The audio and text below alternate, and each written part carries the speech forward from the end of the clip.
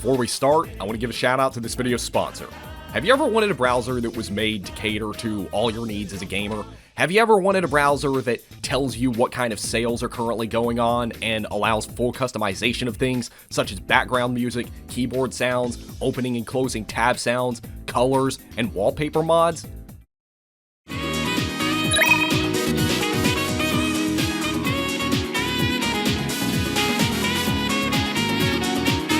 If the answer is yes, then look no further than Opera GX. Opera GX is a browser that is made for gamers. Let's be honest, most browsers that everyone uses are pretty boring. I mean, yeah, they work, but they don't really have any fun or cool features like Opera GX does. With Opera GX, nearly every aspect of your browser can be customized exactly how you want it. In addition to all the customizable features I just mentioned, it also allows you to enable and disable mods individually, and it even has a store where you can browse and download thousands of custom skins made by users, and you can choose to limit how much RAM and CPU it uses so that it doesn't interfere with your games while you're playing them. Another new feature is that it now has built-in AI integration, so you can have an article summarized to be shorter, you can find related stuff to it, and it can offer you game tips. You can even have a chat with ChatGPT if you want. Check out Opera GX right now using the link down below in the description, and start enjoying all the enhancements that it has to offer. I want to thank Opera GX for sponsoring this video, and now, let's get back to the video. What's up everyone, welcome to a new Castlevania video. About 3 years ago, I inadvertently celebrated the release of the Advanced Collection by doing a handgun-only run of Aria of Sorrow. So I think now it's only fitting that I celebrate the release of the DS Collection by doing a video on Portrait of Ruin, one of my personal favorites. It's unique in that it's a sequel to Bloodlines, but it also has not one, but two playable main characters that you can swap between at any time. Jonathan, who is a more traditional Castlevania protagonist, and Charlotte, who specializes in magic attacks. Even though you have multiple playable characters, the game kind of expects you to play as Jonathan for the majority of it. With the exception of tomes, all weapons are only usable by him, and most equipment is only usable by him as well, and his playstyle is more in line with what Castlevania fans are probably used to. Now, Charlotte-only runs of Portrait of Ruin aren't uncommon, even on the hard mode where you're locked at level 1, but all of these runs make heavy use of magic, which is the main advantage that Charlotte has over Jonathan. So a true challenge would be to only use her without spells, and I was thinking of doing something like that, but I actually came up with a better idea. Not only am I going to do a run with only Charlotte, I'm going to do it with one of the worst weapons in the entire series. Now, if you were to ask a Castlevania fan what the worst weapon in the series is, they're probably going to tell you the Red Rust from Symphony of the Night, maybe the Tearfing or the Namakura, but I have one that's arguably worse than all of them, the Encyclopedia from Portrait of Ruin. As I said, Charlotte is a magic-focused character, and she's unique in that she uses tomes as weapons. She's able to use them to summon weapons and other forms of attacks at the enemies, and this is the case with all of them except for her starting weapon, the Encyclopedia, which doesn't have any special powers. It's literally just a book that she hits people with. It has the weakest damage output out of all tomes, and you get an actual tome immediately after starting the game. Half the people who play this game probably won't even notice or use it. So of course that means I'm going to try to beat the entire game with it. My rules are, I can only use Charlotte, she has to be fighting by herself at all times unless the game requires me to use Jonathan to advance or to access a secret area or something, and I'm also not going to be allowing the use of lethal spells, since that would kind of defeat the purpose. But non-lethal spells, like spells that have effects that don't directly damage the enemy, like healing spells and stat increasing spells, are still allowed. And this may disappoint some people, but I'm going to be doing this on normal mode, because even I'm not masochistic enough to put myself through this run on hard mode, especially not at level 1.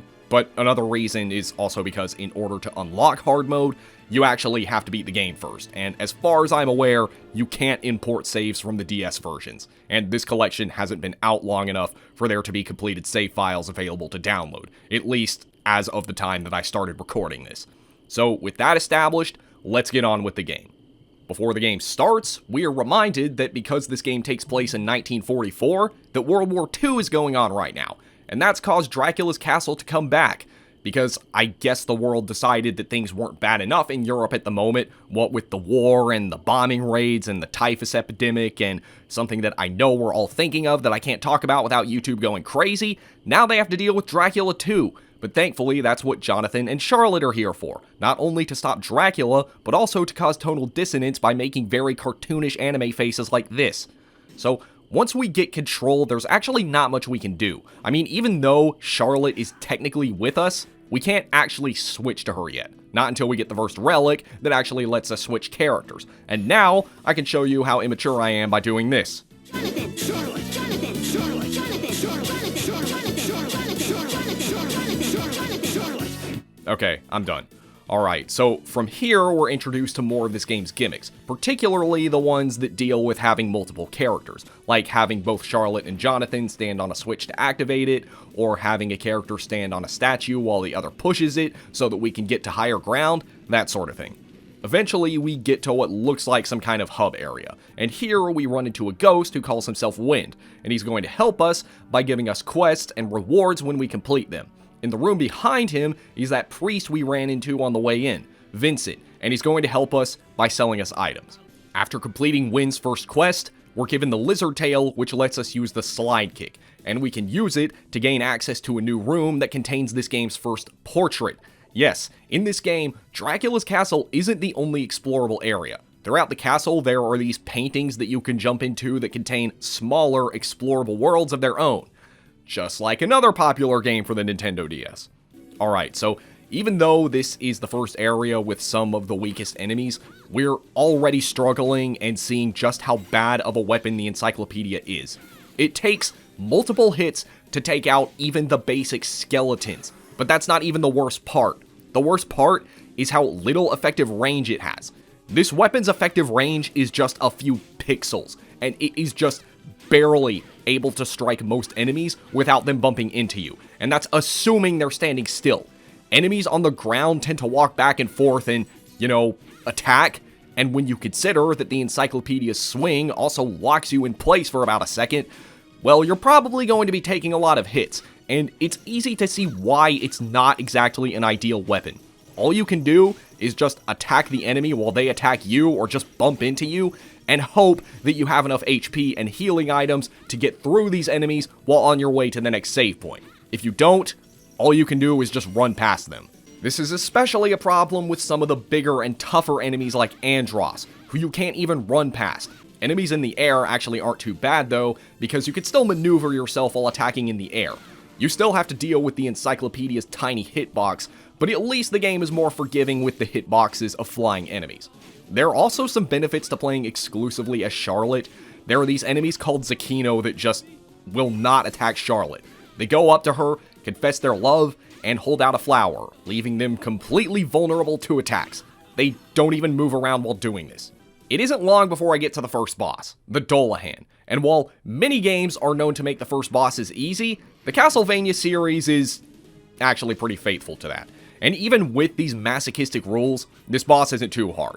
It does catch me off guard at first, and I even run back to Vincent's shop to buy some potions, but after a few attempts, I quickly realize that there isn't much to worry about. This boss mostly just moves slowly and walks around the arena while its floating head floats around and attacks with moves that are very predictable. You might think that the floating head is its weak point, but nope, it's actually immune to all damage, but it's easier to hit the main body anyway.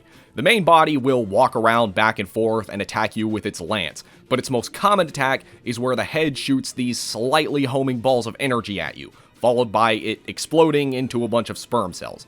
These attacks are extremely easy to dodge. All you have to do is just move back and forth to dodge the energy balls, and the sperm cells won't hit you as long as you hug the door at the entrance, and yeah, that's it.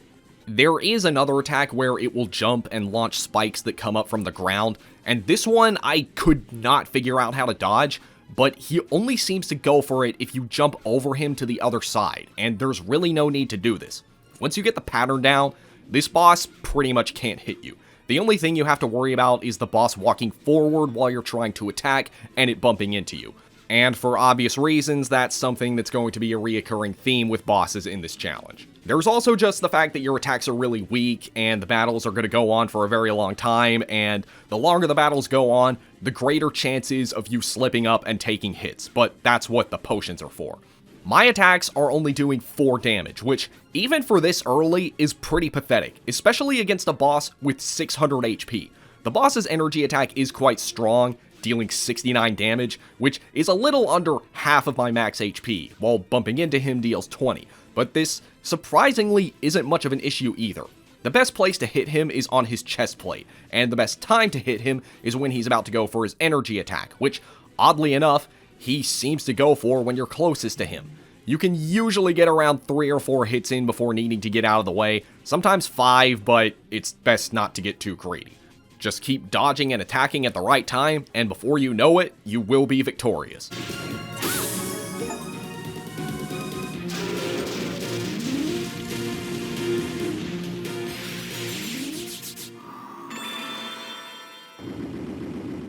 After defeating the boss, we run into Loretta, a vampire lady who taunts us, and after being unable to attack her, in the room behind, we get a relic that lets us gain some extra height by jumping on the shoulders of the other party member. And seeing as how there was a platform we just barely couldn't reach back in the castle, we use this ability to get up there, but not before backtracking to get the first spell I can actually use for this run, Con Boost, which temporarily increases my defenses. Right after we get up there, we have another boss fight, the Behemoth. This is the thing that was chasing us around at the very beginning of the game, and it is also a tremendous spike in difficulty from the last boss. Normally, this is one of the easiest bosses in the game, but here, it is borderline impossible. Remember what I said a little while ago about how the Encyclopedia just barely gives me enough range to hit most enemies without taking a hit myself? Yeah, I can deal with that when fighting enemies, but an entire boss? I don't think so. Landing a hit against this thing without taking a hit myself is just not practical. This boss is constantly moving forward, and even when he just barely tilts his head, that moves his hitbox to a position where I'm probably going to take damage. The best spots to hit him are either his head or his horns, but like I said, his head is constantly moving, and even if he just barely brushes you with his nose, you're taking a hit. And hitting his horns requires pixel-perfect accuracy, and it's a lot harder to get out of the way without the double jump. I'm only taking 29 damage, which may not seem like a lot, but every time I get hit, I fly to the other side of the arena, which just makes it even more infuriating. And Con Boost doesn't help much with this either. And also, I'm only doing 4 damage against a boss that has 800 HP. All I can do is, yep, that's right, grind. Not just for EXP, but for money so that I can buy better equipment and more healing items from Vincent. Right now, I can only buy potions and powdered milk, so I buy as many of those as the game will let me, along with the best equipment that provides a strength boost, and grind all the way up to level 15, which brings Charlotte's attack up from 4 to 6. She's not exactly a brawler. I mean, there are ways to get her strength up more, but those aren't available until later in the game. Hopefully this will be enough. Now, I'm still running into all of the same problems that I was before, but at least the boss isn't able to do as much damage to me now, and I'm doing slightly more.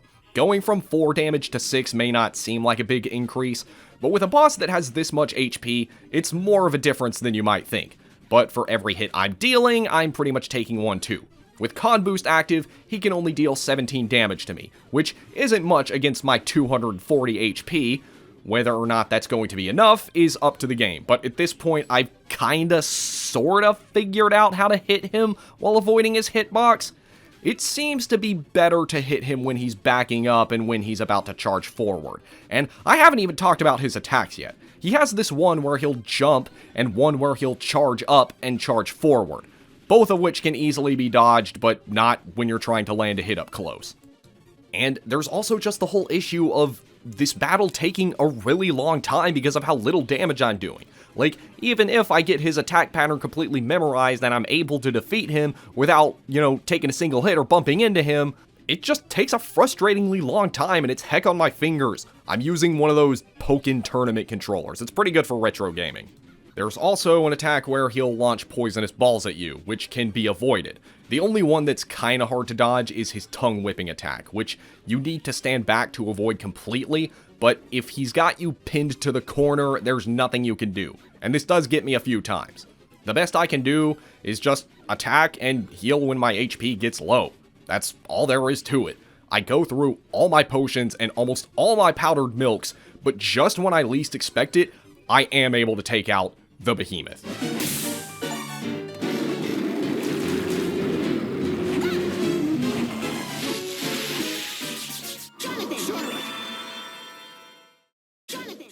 Now we can finally move on, and thanks to the overleveling, the enemies in here aren't giving me as much trouble as I was expecting. The Encyclopedia is still weak, but they're barely doing any damage to me, and they're actually a lot easier to hit than the ones in the other area.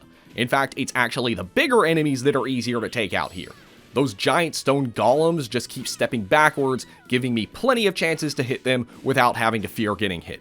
And also, even though the Encyclopedia is weak, it does deal holy damage, which most enemies are weak against, so that's a nice small damage bonus I'm getting out of it. We make it to the Great Stairway, and shortly after getting here, we get our first encounter with not only the Grim Reaper, but also the Persephones, some of my favorite enemies in the series.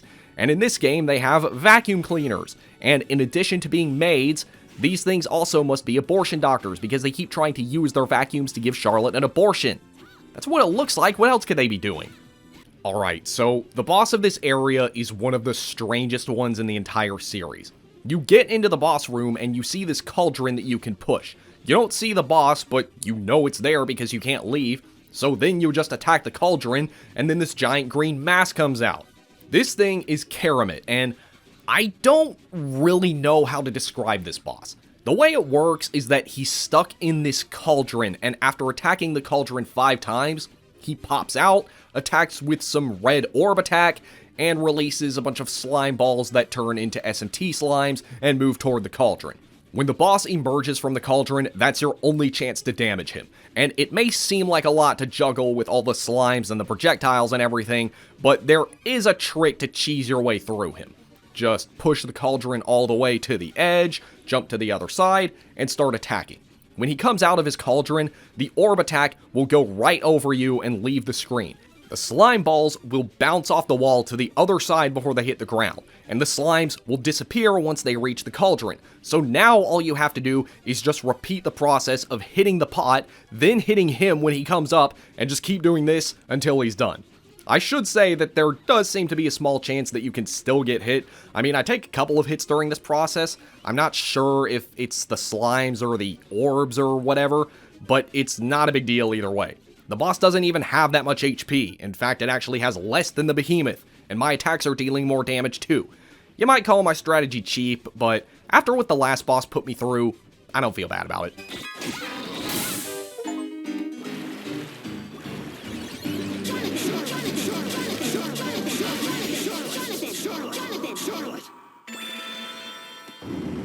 This opens up the path to a new section of the castle. I quickly find the double jump ability, and then get to an area that contains another portrait. But I don't want to head into the new portrait just yet, because a little further in, there is a very important spell, probably the most important one of the entire run, the Strength Boost spell.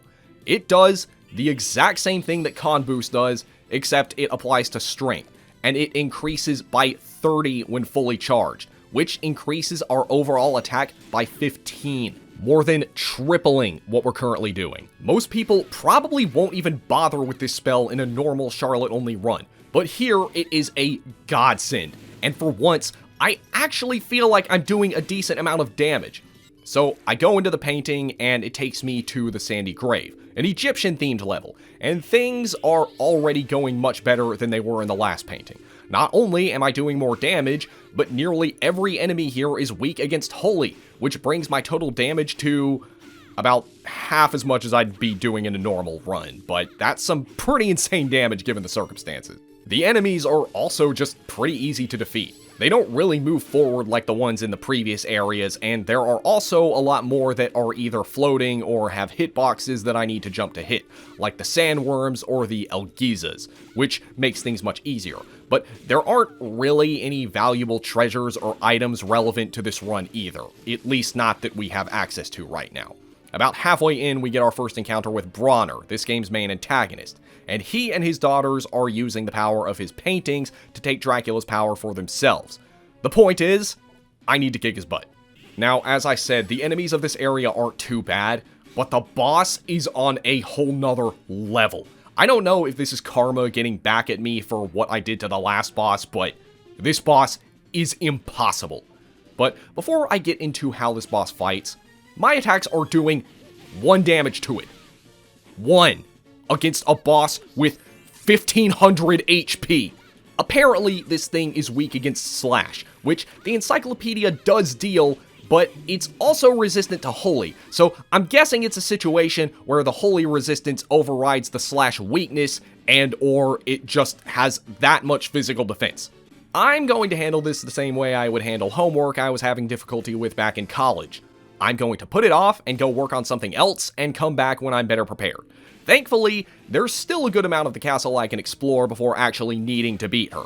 I can even go into the next painting. The new painting at the end of the area is the Nation of Fools, and this is probably my least favorite painting of the whole game. It's not because the enemies are bad or anything, they're actually a lot easier to beat than the ones on the way up here, but the design of this place is really weird. It's basically a carnival that's folded like a square. I'm not a big fan of the aesthetic to begin with, and the fact that it's folded like a square means you have to awkwardly navigate through a lot of vertical environments, and there are hazards all over the place like these swinging blades, and if you're going for map completion, the fact that you have 2 ways you can go means you're going to have to go through this area at least twice to get a full map. It does contain one of my favorite bosses in the series though, the Legion, and if you fought this thing in any other Castlevania games, you already know what to expect. It's a gigantic mass of bodies, you have to knock them all off to get to the core, and then attack the core for damage while trying to avoid the bodies that are attacking you from the ground, and the lasers that it shoots from the core when you start to expose it. Normally, it's easy, and while it's definitely not as bad as the last boss, because I'm actually able to deal damage to it, it's easier to hit him now with the double jump ability, and it's weak to Holy, the bodies are a little overwhelming here. Again, this is mainly because of how short range my attack is, and considering that they can still damage me when falling from him, well, that's something that's hard to predict, and it leads to my death in the first several attempts. Well, after trying again and again, I eventually figure out what I'm doing wrong.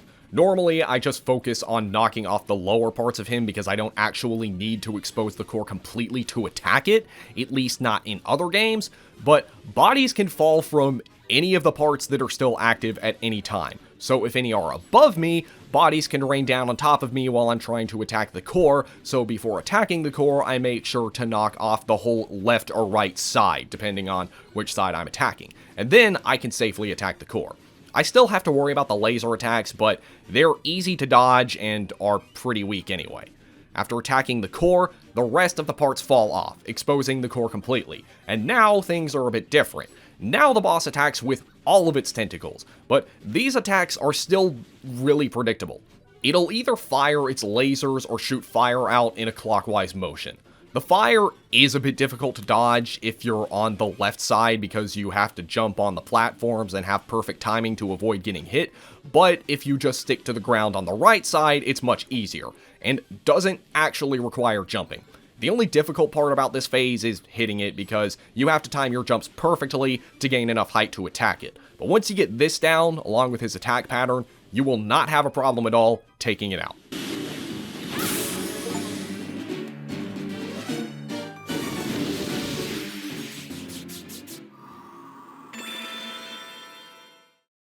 After defeating the boss, we get the cogs, something that we will need, but not until much later. For now, I should probably go revisit the boss of the Sandy Grave, so I go back in hopes that maybe the levels I gained and better equipment that I now have would maybe be enough to help me deal more than 1 damage with each hit, and no, I'm still only dealing just 1. But even though this is an Encyclopedia only run with no damaging magic allowed, there is one other attack that, up until now, I never really thought about.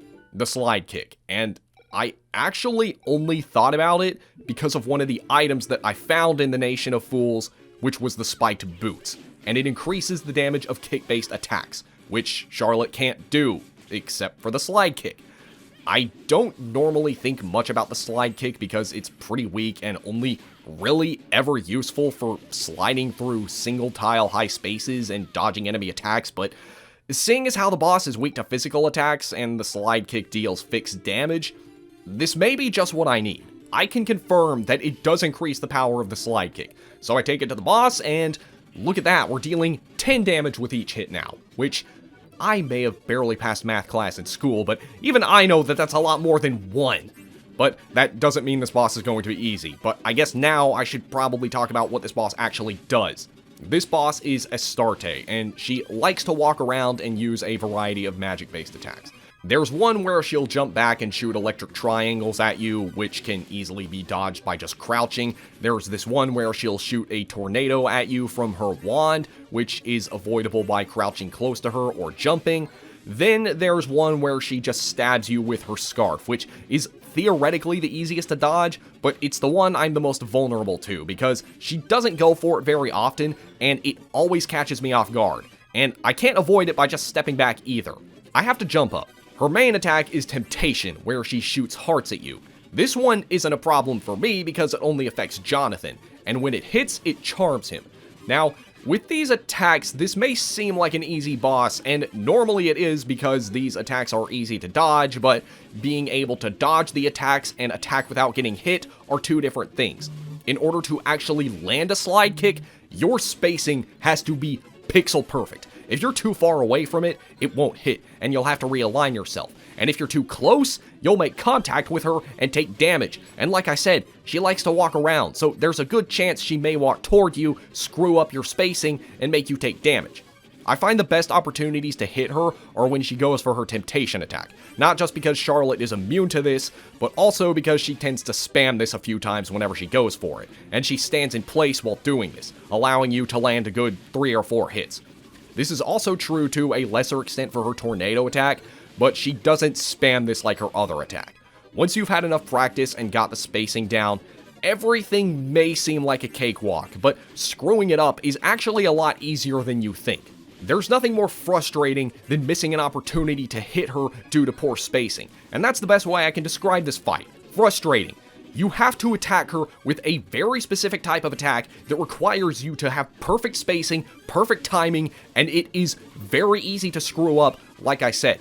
Not even a full stock of potions and milk powders is enough for me. I had to grind for pudding buckets from the Persephones outside, because they're the only other decent healing item that I can get, but it looks like I don't need a full stack of them because after going through only a couple of them, I land the final kick and finish off the boss.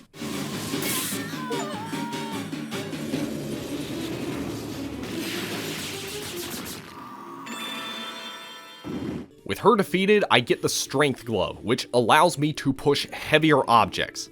I go to the next section of the main castle, the Tower of Death, and if the other games are anything to go by, Tower anything usually means a lot of vertical rooms with a lot of gears, a lot of spikes, and a lot of Medusa heads, both regular and gold, and it's something you're going to need a lot of healing items for, and alcohol, and a few spare controllers. Though, this is actually one of the easier ones in the series. In fact, we don't even have to go that far before encountering the next boss, that being Stella, one of the vampire ladies from before. And thankfully, she's much easier than the last boss, in that she actually takes damage, 31 to be exact, with a fully charged strength boost, mainly thanks to her being weak against holy damage, but she's also easier to hit and easier to dodge. She's constantly floating around the arena, which makes it a lot easier to hit her and back away before taking a hit. She mostly attacks with her sword. She has a few swings that can easily be dodged in the air, and a few wave ones that are a bit hard to dodge if you're standing in the wrong position. Her rising wave one should be predictable since she only goes forward on the ground, but I didn't figure that out until writing this script. There's also this one where she'll make a bunch of crescent moons and send them after you, much like how Death usually does. But these travel very slowly and can easily be dodged, and they completely disappear if they go off screen while they're active. There really isn't any ideal time to hit her or anything, because if you're attacking when you see her about to go for an attack, you can usually easily dodge, and just, yeah, overall, pretty easy boss.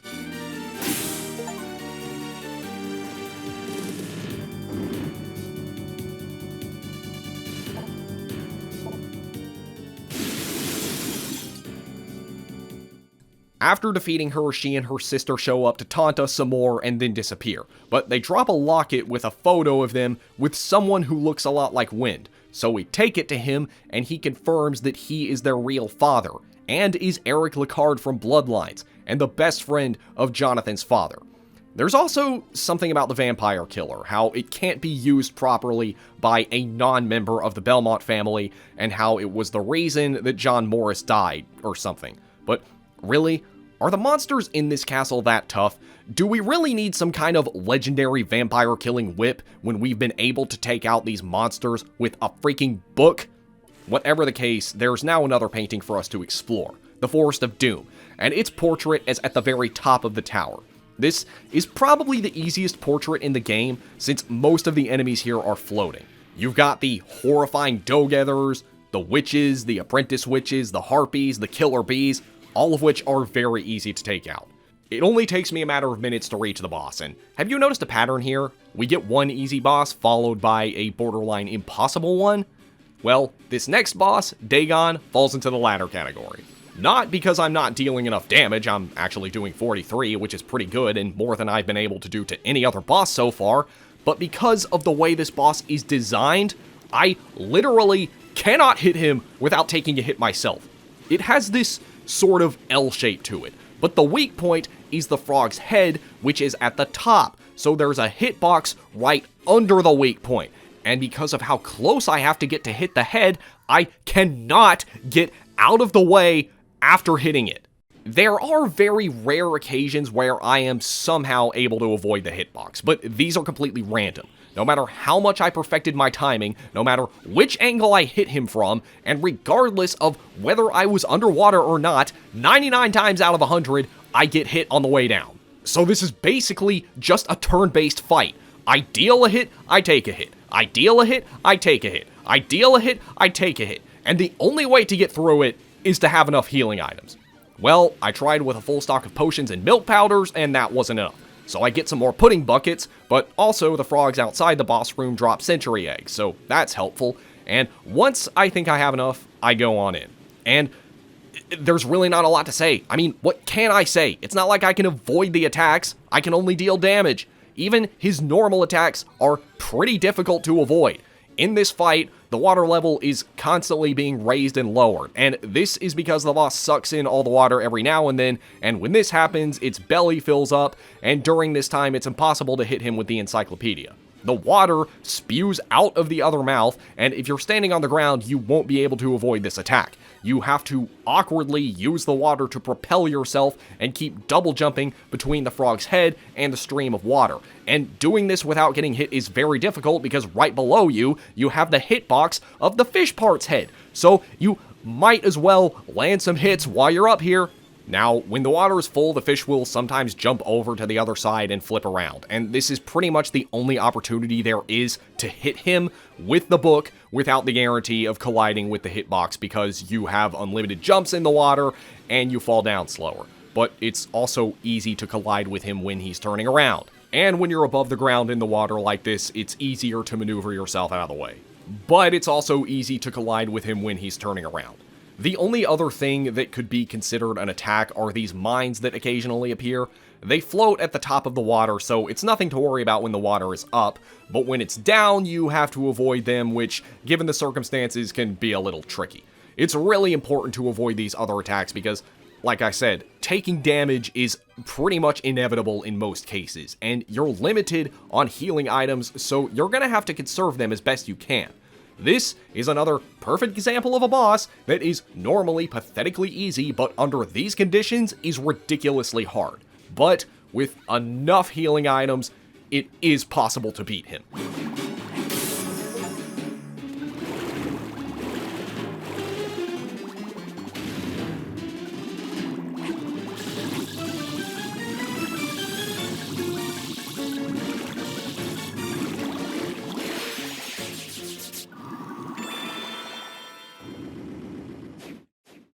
And on the other side, we get the Toad Morph Soul, allowing us to slit through tight spaces that we couldn't in our human form. The one we need to go through to advance the story is in the Tower of Death. Oh, and you gotta love that. Charlotte has a little book on her back when in the frog form. But anyway, the enemies in here are starting to get a little harder. I mean, I already mentioned the Medusa heads, but we're starting to reach a point where the enemies are becoming more trouble than they're worth, especially those stupid devils. But thankfully, we don't have to go through much before getting to the next boss. And it's one that you've all been waiting for. The one and only Grim Reaper. Although, out of all of his appearances in the series, this is actually one of his easier incarnations. Even with the Encyclopedia, partly because, like I said, the Encyclopedia deals holy damage for a total of about 50, which is pretty good, but also because his hitbox is actually pretty generous, and the sickles are easy to dodge. I'd say the hardest move to dodge is his scythe swing because the wind-up takes like 5 seconds, which is much longer than you would expect it to, and when it does come out, its animation comes out almost immediately, so the only way you can dodge it is by timing it through trial and error. He also sometimes changes into this form where he doesn't take as much damage and his scythe hits for about double damage, and he takes about half damage. At first, I thought this was like his second form, but he actually just randomly switches between it during the fight. His main attack is the one where he'll surround himself with chains, let go of his scythe, and it spins around and bounces off the sides of the screen like the screensaver of an old DVD player. Whether or not you can dodge it is really just a matter of luck. In most cases you can, but in some cases it may catch you in a place where you can't jump or slide to avoid it. And I think this goes without saying, but I recommend you bring some healing items. The other attack is the one where he'll try to grab you with some chains. It's very easy to be caught off guard by this the first couple of times because it comes out in multiple directions and locks on. It can be avoided with some well-timed positioning and dodge rolls, but given how there are 4 hands that try to grab you and they all come out super fast, it's going to take you a couple of attempts to get it down. But at least they all come out in the same order, so once you get comfortable dodging it, you should be fine. Now, it is worth mentioning that when you get grabbed by this, you can be freed by your partner, but this is a Charlotte-only run, and I think you already know that that's not going to be possible here. And getting hit by this isn't a game over, but it does deal some pretty big damage, and it's how I lose in my first couple of attempts. Once I get the pattern down, though, this fight is actually pretty easy. Like I said, this is one of the easier fights against death in the series, and without too much difficulty, I'm able to take him down.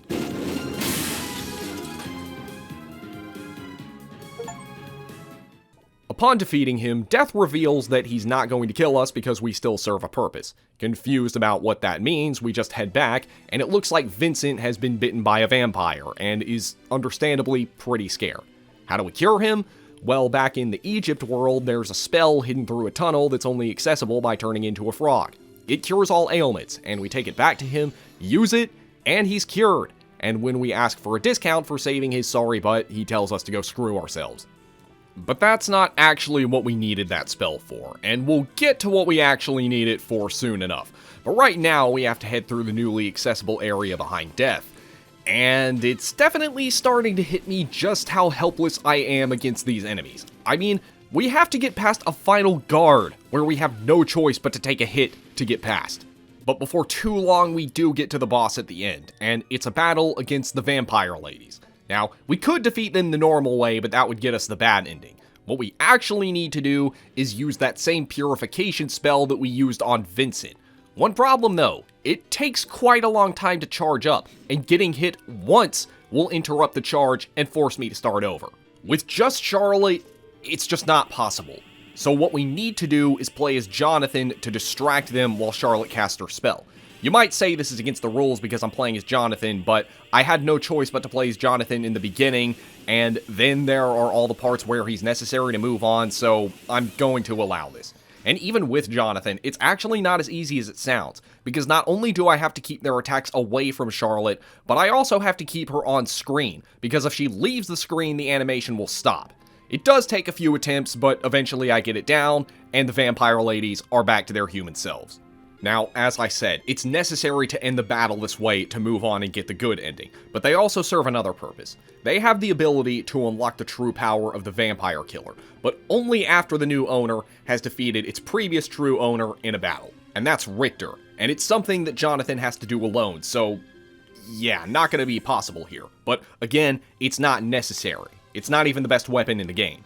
But anyway, before we can confront Bronner, we have to clear 4 more paintings that are sealing off the painting that leads to him.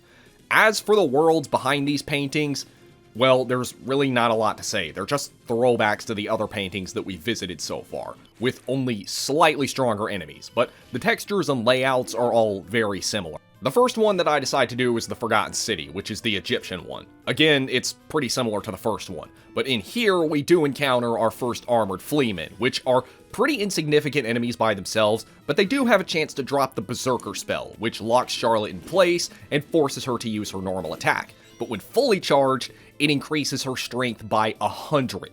That is insane, but again, it locks her in place, so it's not very useful for the majority of the game, but it does serve a niche purpose where it can help with bosses that stand in place and move slowly, and that's exactly what the boss of this area does. This boss is the Mummy Man, and for a late game boss, I was really expecting him to be a lot harder. He walks around very slowly and spends most of the battle shooting his bandages very slowly, or summoning blocks and throwing them at me. They're all pretty easy to dodge, but they do hit very hard, and this battle isn't as easy as it sounds because I do still have to get very close to him. At first, I tried treating this like an endurance and just not giving a crap about dodging his attacks, but this doesn't work because his attacks hit for over 100 damage, and ignoring them leads to me taking multiple hits at a time, so I have to be a little more meticulous. What I have to do is interrupt the attack and move out of the way whenever I see an incoming attack, but whenever I am able to attack, thanks to the Berserk spell and his holy weakness, I'm able to do over 100 damage per hit, which is insane given the circumstances, and without too much trouble, I'm able to take him out.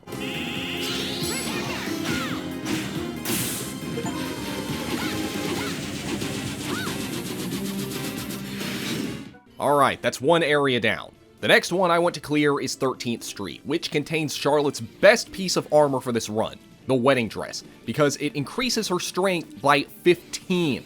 Yes, a wedding dress provides the highest strength boost in the game for Charlotte. Is this supposed to be symbolic? That getting married is empowering or something? Well, that's not the only thing. There's also the winged boots, which don't provide any strength boost, but they do increase my movement speed, which is totally worth it if you ask me. Whatever the case, I have to fight through some more enemies that I would rather not deal with, and then at the end, I have to fight the werewolf. This is another boss that is pretty difficult purely because of his awkward hitbox. The way he moves and the way his attack animations come out make his attack pattern really hard to figure out. The way he awkwardly shuffles backwards makes him hard to hit on the ground, but I can't jump to hit him because then I'll probably bump into his claw and take damage on the way down. His slashing attack is hard to dodge on its own because you can't dodge it by just stepping back, but with the winged boots, it gives me just enough speed to get out of the way in time. However, his uppercut attack is almost impossible to dodge because of the way he runs all the way to the edge of the stage, and the height of the attack makes it hard to dodge when double jumping. Then there's the one where he'll throw one of the lamps at you, which is also pretty easy to get caught off guard by because of the way the attack blends into the background, but at least this attack doesn't do a lot of damage. The best way I found out to defeat this boss is by slowly moving toward him while he's backing away, crouch, attack, and keep repeating this until he gets to the edge, and then dodge his attacks as best you can. He's weak against Holy, so I am doing some pretty decent damage to him, and before too long and after not too many attempts, I'm able to take him out.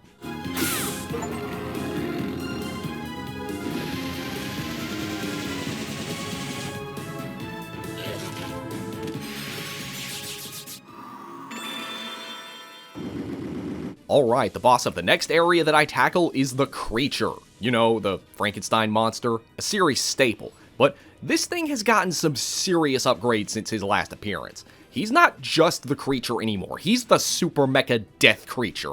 He's been armed with machine guns, missiles, and a ton of new attacking moves.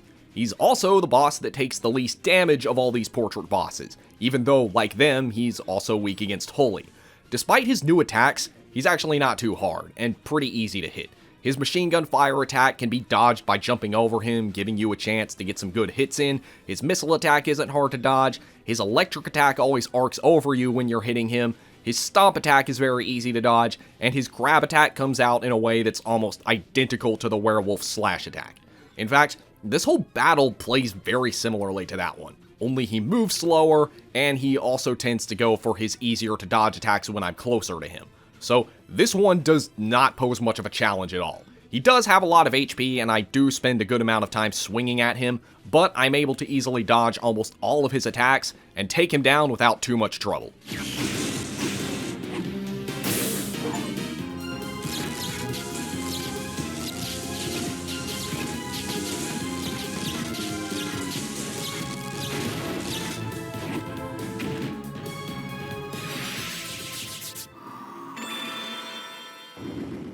Last but certainly least, we have to fight the Medusa, which is probably the hardest boss of the whole bunch because of her awkward movement pattern in the air.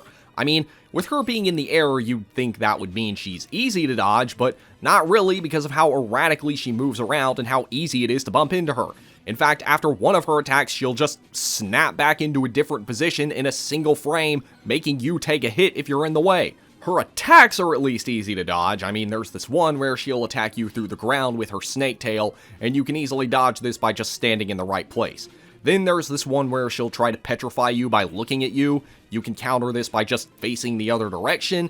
And then there's the one where she'll poke you with her snake head, which can easily be dodged by just walking backwards, which is even easier with the winged boots, and you can also get in some hits against her while she's moving back. Just make sure you're not in the way when she transforms again, because you're gonna take a hit. This is just a very annoying and frustrating boss. It's the only one of these 4 portrait bosses that isn't weak against Holy, but my attack is still doing more to her than it was to the creature somehow.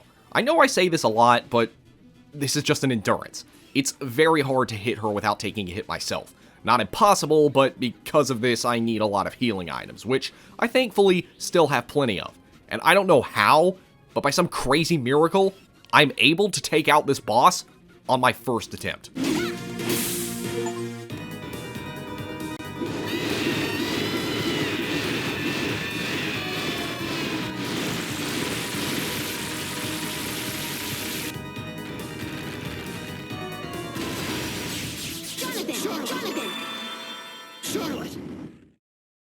Alright, that's all the bosses of these portraits, and now the path to Bronner is open. But there is something I want to do first. One of Wynn's quests requires you to visit him when you have no money, and I mean none, absolutely $0. And for this, he gives you the Miser Ring. What this does is it increases your base attack by 1 for every 100,000 coins you have. Not strength, base attack. And with the money cap being at 9,999,999, that's a maximum of plus 99. So, in order to get the most out of this, there's only one thing to do now.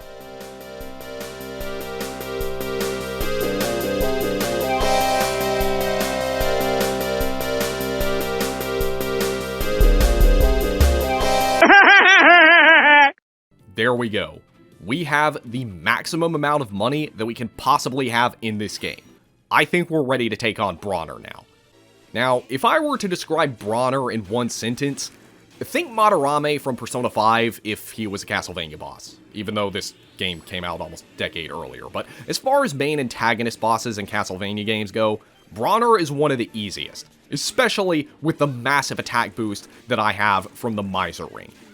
I'm able to do around 200 damage to him with each hit, and for the Encyclopedia, that is insane. And he's not even a hard boss normally.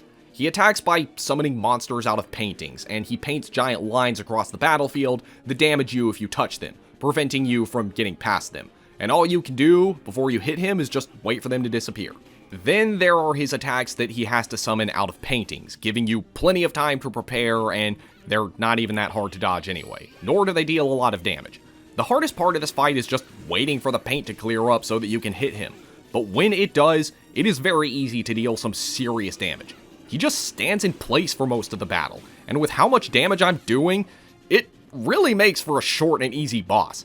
You might say I'm being cheap with my strategy by exploiting such a powerful item, but with what I've had to deal with up until this point, I'd say I've earned the right to do this at the end of the game.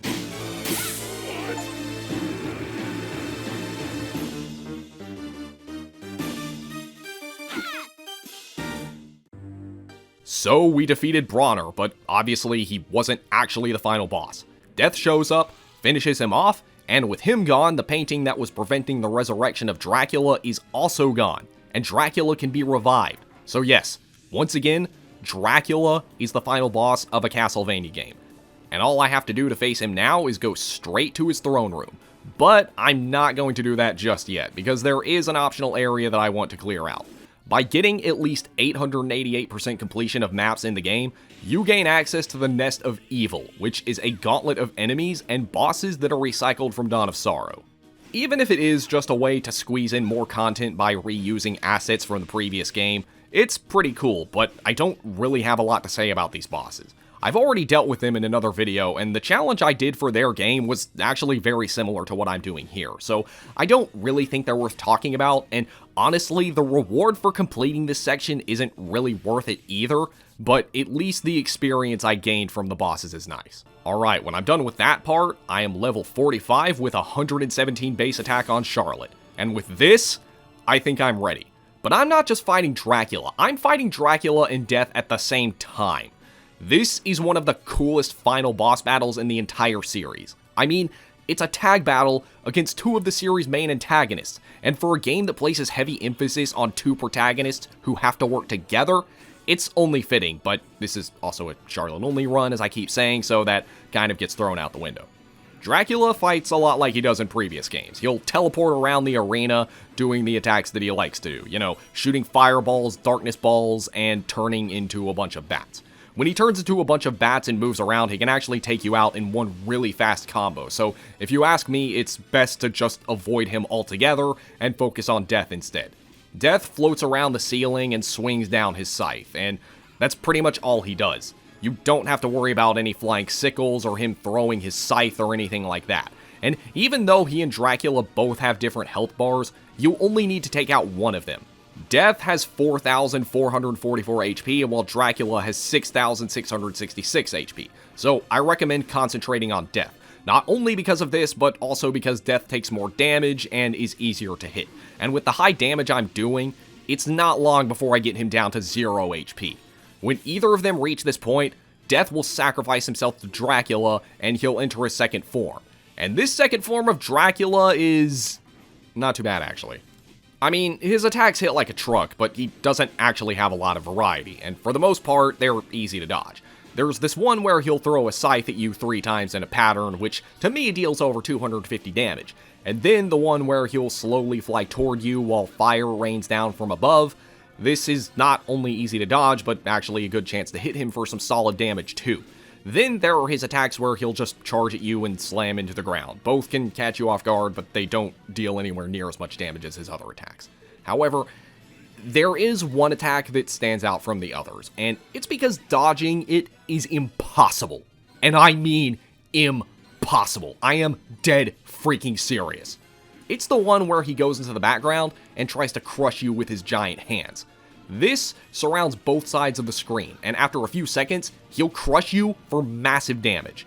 What you're supposed to do here is attack the hands to get them off, but the Encyclopedia doesn't actually reach far enough to hit them, so I literally have no choice but to take a hit when he does this. The slide kick works, but it doesn't do anywhere near enough damage, so I can't actually do anything.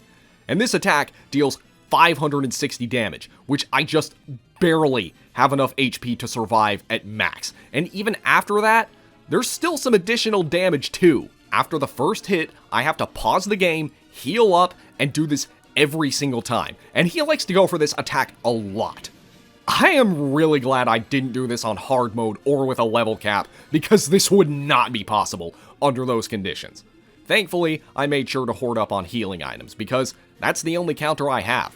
Dracula in this form has the same amount of HP he did in the first phase of the fight, and takes about the same amount of damage. And he's weak against Holy, so I'm able to do around 200 damage with each hit. So fortunately, I don't have to deal too many hits, it's just a matter of being able to deal enough damage to take him out, while also having enough luck and healing items to endure enough of his crushing attacks. But it turns out I do have enough to survive, and I am able to take him out before he takes me out.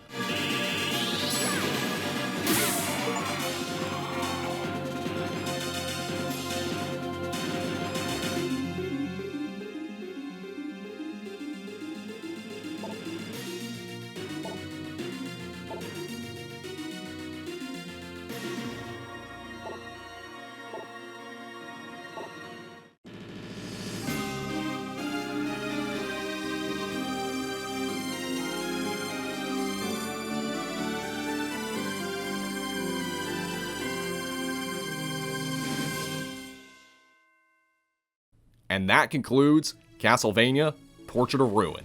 We watch the castle crumble, Eric says his last goodbye to his daughters, and then the credits roll. And there you have it, ladies and gentlemen. It is possible to beat Castlevania Portrait of Ruin with only an encyclopedia.